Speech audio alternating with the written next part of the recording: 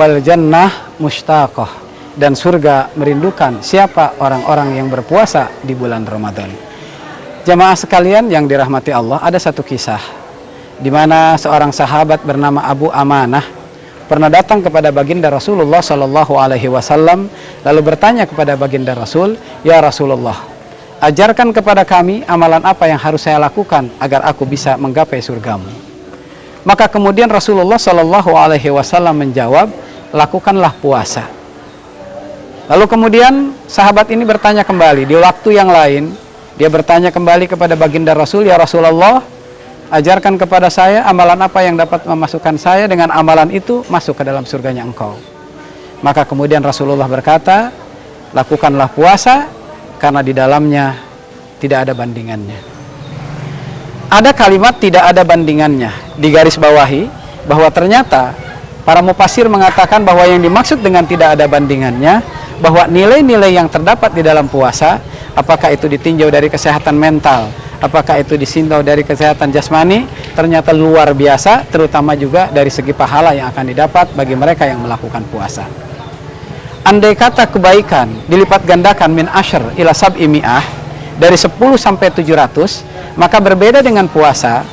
Puasa tidak mempunyai kelipatan nilai. Artinya, kalau yang lain di bulan puasa dilipat gandakan dari 10 sampai 700, maka puasa, kata Allah, illa sauma, kecuali puasa, fa innahu li wa ana ajzi bihi.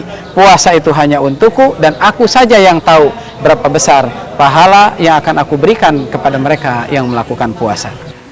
Jamaah sekalian yang dimuliakan oleh Allah Subhanahu wa taala, andai kata kita lihat puasa dilihat dari segi kesehatan jasmani, kata Rasulullah Shallallahu Alaihi Wasallam, sumu tasihu, puasalah niscaya engkau akan sehat.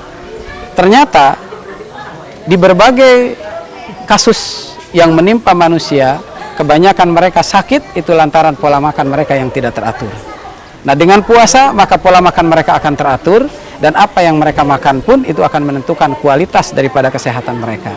Oleh karena itu Rasul mengatakan sumu tasihu, memang betul-betul sesuai dengan apa yang diriset oleh para dokter kita, bahwa dengan puasa banyak sekali kesehatan yang tadinya orang itu sakit, lalu anjuran dokter untuk melakukan puasa, ternyata dengan puasa mereka menjadi sembuh dari penyakit yang dia derita.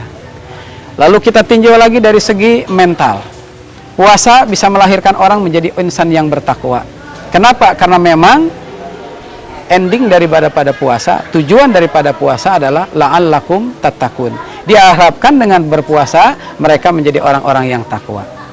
Puasa tidak ada yang lihat. Andai kata di sebelah kiri kita pun, istri kita, anak kita, andai kata tidak puasa pun mereka tidak ada yang tahu.